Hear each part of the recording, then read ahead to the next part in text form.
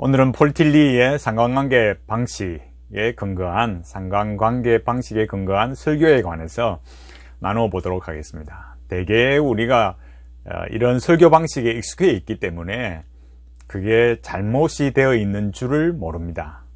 우리가 일반적으로 듣는 설교가 어떤 방식이냐면 한 주간에 목회자의 삶이나 또 시대적인 흐름이나 또 성도의 삶에 어떤 이런 일이 있었다, 또 그런 현실의 어떤 문제점, 또 고민들, 또 아픔과 상처 이런 걸 가지고 먼저 이야기를 꺼내고 그런 다음에 거기에 답을 주는 방식으로서 이제 설교를 이렇게 하는 겁니다.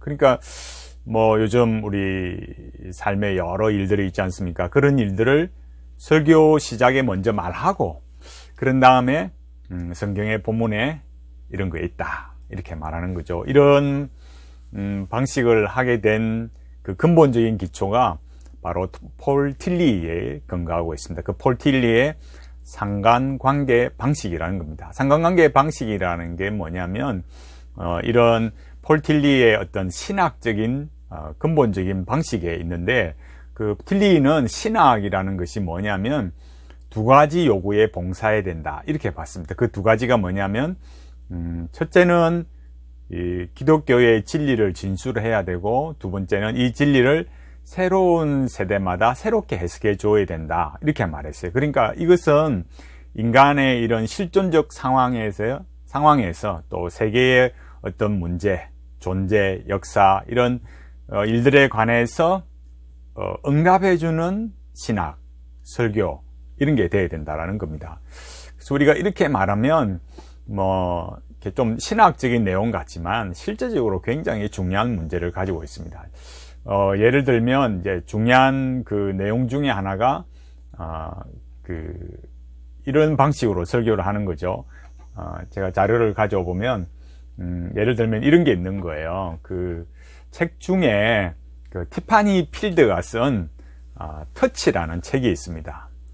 아마 좀 이렇게 조금 이런 설교를 들어보신 분은 제가 지금 누구의 설교를 말하는지 또 아실 거고, 또 대부분 이런 설교를 선호하기 때문에 목회자도 선호하고 성도들도 선호하고, 선호한다는 말은 이제 이미 그런 방식으로 설교를 안 하면 설교가 구태의연하다, 또 이런 뭐 옛날 방식이다, 고리탑답하다 이렇게 말하기 때문에 지금은 그런 것이 하나의 참 안타깝게도 이렇게 장악되어 있는 것이 문제인 줄을 모르는 거예요. 근데 이 터치에 보면은 제목이 지유와 성장을 부르는 촉각의 과학 이렇게 했습니다. 그래서 이렇게 터치해 주는 것이 이렇게 치료를 한다. 이렇게 몸도 마음도 이렇게 치료를 해주더라는 거죠.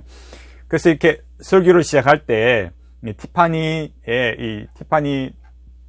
필드의 이 책을 소개하면서 티파니 필드에는 책의 터치라는 책에 이런 내용이 있더라. 그래서 치유가 되더라.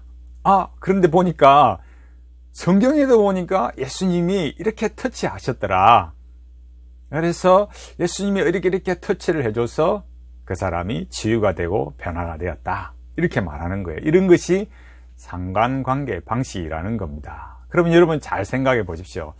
상관관계 방식, 현실에 이런 어떤 삶의 고통과 문제가 있는 것을 신학적으로 응답해 줘야 된다, 반응해야 된다, 이런 실존적인 문제, 현실의 어떤 이런 문제들을 신학이 답을 해줘야 된다는 상관관계 방식으로 하게 되면 굳이 기독교여야 할 필요가 없는 거예요.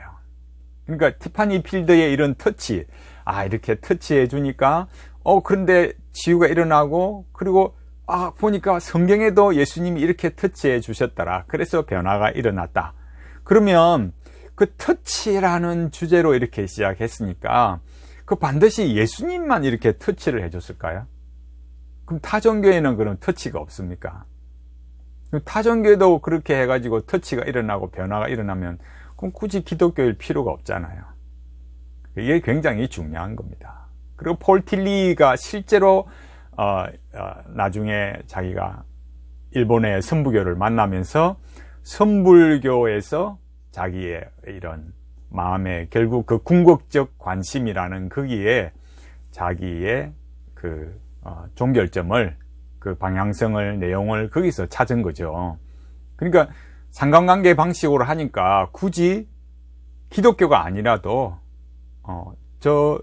이런 응답을 해주고 반응을 해주면 되는 거니까, 인간 안에 그런 어떤 현실의 고민, 실존적인 문제들, 이런 것들이 굳이 기독교가 아니라 선불교에서 답을 찾게 되었어요.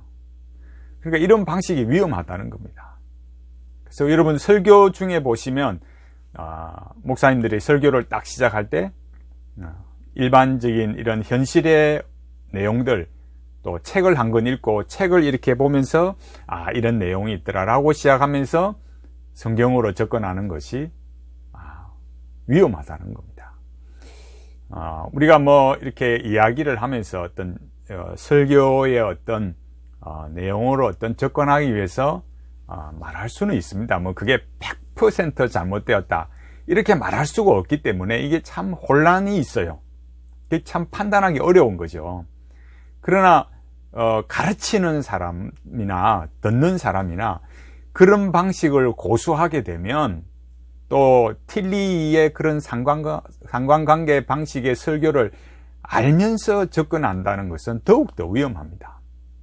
그러니까 많은 사람들이 이렇게 폴 틸리가 이렇게 선불교에 안착했다라는 것들을 말해주지 않습니다. 그랬다면 벌써 사람들이 아마 접근하는 걸 꺼려 했겠죠. 그러니까 이런 상관관계 방식에 대해서 좀 진지하게 고민해야 됩니다. 그래서 우리가 설교를 하는 사람의 입장에 있어서, 목회자들이나 설교를 듣는 입장에 있어서, 성도들의 입장에 있어도 그게 듣기는 참 좋은 것 같지만 조금만 다르게 생각하면 저 기독교 아니라도 괜찮겠네, 이런 생각을 할 수 있는 거죠. 반드시 예수 그리스도여야 될 필요가 없는 거야. 상관관계 방식으로 하면. 틸리가 선불교로 안착했다니까요.